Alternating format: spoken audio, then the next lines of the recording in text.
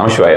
இந்த வயசான துறவிகள் மாதிரி போயிட்டு இருப்பாங்க பாத்தீங்களா, பிச்சை எடுக்கிறவங்க மாதிரி இருப்பாங்க. சில பேர் அவங்க சித்தர்னு சொல்லுவாங்க, சில பேர் சித்தருங்கிற வேஷம் போட்டுட்டு அவங்கள சிகரெட்லாம் முடிச்சுட்டு அப்படியே ஒரு மாதிரி போயிட்டு வந்துட்டு எல்லா இடத்துலையும் இருப்பாங்க. ரொம்ப ஒரு மாதிரி துறவிகள் மாதிரியே இருக்க தோற்றம் அளிக்கக்கூடியவர்கள் அல்லது துறவிகள் அப்படின்னே வச்சுக்கலாமே. அது மாதிரி அல்லது சித்தர்கள் மாதிரி தோற்றம் அளிக்கக்கூடியவர்கள் அல்லது சித்தர்கள் அப்படின்ற மாதிரியான விஷயமா வச்சுக்கலாம். ஏன்னா யார் என்னங்கிறது நமக்கு வந்து அவங்களோட டீப்பா பழகினாதான் தெரியும். அப்படி இல்லைன்னா நம்ம வந்து அந்த மாதிரி இருப்பவர்கள் அப்படின்ற மாதிரியான விஷயமா தானே சொல்ல முடியும், உயிரோட இருக்கிறவங்க சொல்றேன். ஸோ அது மாதிரி இருக்கும்பொழுது அவர்களுக்கெல்லாம் நீங்கள் ஏதாவது ஒரு உதவி, பண உதவியோ அல்லது ட்ரெஸ் வாங்கி கொடுக்குறதோ அல்லது வந்து பார்த்தோம்னா ஃபுட்டு வாங்கி கொடுக்குறதோ இந்த மாதிரி எல்லாம் செஞ்சீங்கன்னா கேது ரிலேட்டடா இருக்கக்கூடிய எல்லா பிரச்சனையுமே உங்களுக்கு வந்து சால்வ் ஆகும். அடிக்கடி இதை செஞ்சுட்டு வரணும்னு வச்சுக்கோங்களேன். குறிப்பாக நீங்கள் செய்யக்கூடிய நேரங்கிறது செவ்வாய்க்கிழமை யமகண்ட நேரத்தில் செய்யறது வந்து நல்ல ஒரு பலன் தரக்கூடியதாக இருக்கும்.